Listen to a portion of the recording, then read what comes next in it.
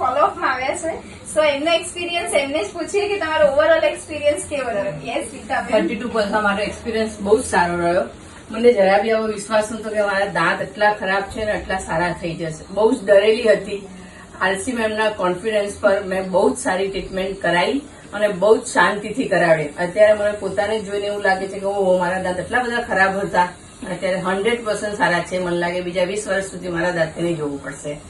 Thank you so much trusting on us, trusting on 32%. Thank you so much. Thank you so much.